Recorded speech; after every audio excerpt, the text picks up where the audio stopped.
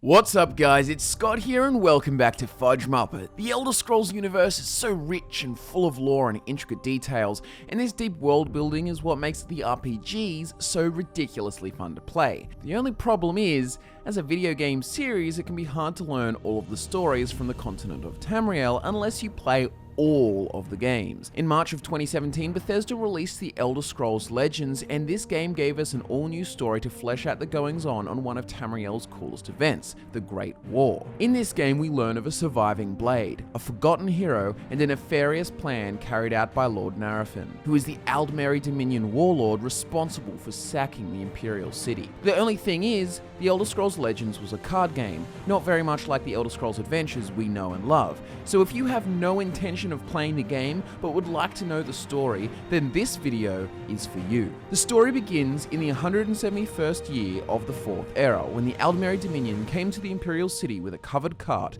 to offer Emperor Titus Mede II an ultimatum. One demand on the long list presented by the Dominion ambassador included the disbandment of the Blades, the organization founded in the First Era to act as bodyguards to the Emperor and agents in service to the Empire. When Titus rejected the offer, the ambassador upended the cart, spilling the heads of all the Blades members in Aldmeri territory on the ground. The Elder Scrolls Legends begins in the Imperial City arena after the Dominion successfully sacked and took control of the capital. One Knight Brother of the Blades, a man named Tyr, survived the genocide and was used as a source of entertainment in the fighting pits. Reeve, a Dremora, was his tormentor. He was a servant of the Aldmeri Dominion's general, Lord Narafin, who was responsible for taking the city and holding it for the Thalmor. Tyr's fate didn't end in the arena, despite Reeve's efforts to see him killed. Tyr benefited from Reeve's loud-mouthed babbling and learned that Lord Narafin had a sinister plan. Now here I'd like to interject that before Elder Scrolls Legends, there were totally understandable political reasons for the Dominion to take the Imperial City,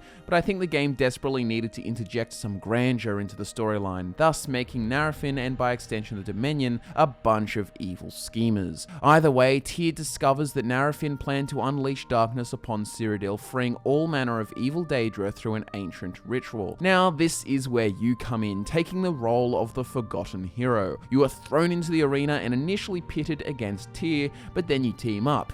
The hero and Tyr escaped the arena and made their way north in search of a sorceress and close friend named Lyneth. Lyneth was believed to be well versed in all things Daedra, so she was probably the best person to seek in this time of strife. On the road, the hero and Tyr encountered a pack of bandits, but they were foolish enough to mistake him for a humble traveler, and the team of Tyr and the forgotten hero dispatched all of them effortlessly. After this, to avoid further stoppages and to avoid the Dominion patrols searching for the fugitives, the hero and Tyr kept to the forest paths. When he arrived at Lyneth's house, the place was overrun by cultists. Lyneth was nowhere to be seen, and it turned out that she had been kidnapped and taken north. The cultists were planning a ritual known as the Culling, and Tyr needed to catch them to stop them killing her.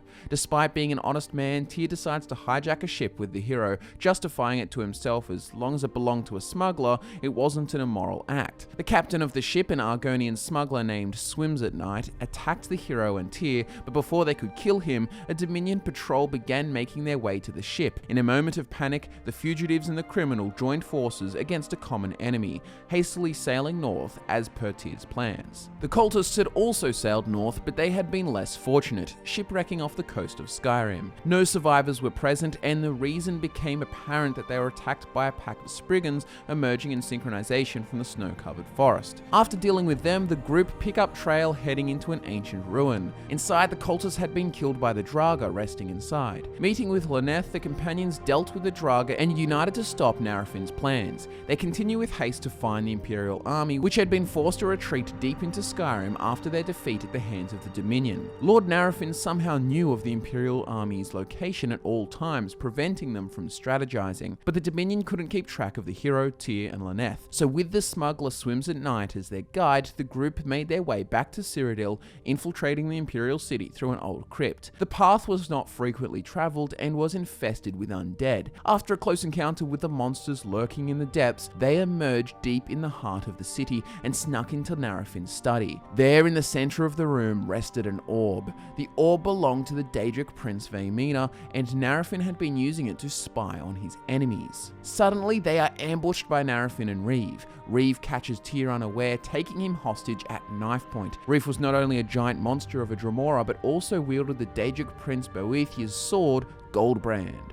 Tyr gets hurt, but despite this, the Forgotten Hero beats Reeve and destroys the orb, smashing it against the wall. They flee the city, rendezvousing with the Imperial Army. With Lord Narafin blinded, the Empire were ready for their famed victory known as the Battle of the Red Ring. This battle went down in history as one of the greatest military strategies of all time. The forces of Hammerfell and the forces of Skyrim surrounded the city. Decianus and his Red Guards to the west, and Jonna and her Nords to the east and south. The Imperials, led by Emperor Titus Me II himself, were supposed to strike at the heart of the Empire directly, but the Emperor was too worn out from his previous defeat. This is the moment that the Forgotten Hero rose to take his place, donning the Emperor's armor and risking his life for none of the fame or glory. The hero led the charge in Titus' stead and defeated Lord Narafin in a duel before he could unleash the Culling. The hero would remain unknown for his gallant deeds. To be honest, this is not my favourite Elder Scrolls story. Just sort of ripped Titus Me II's accomplishments from out under him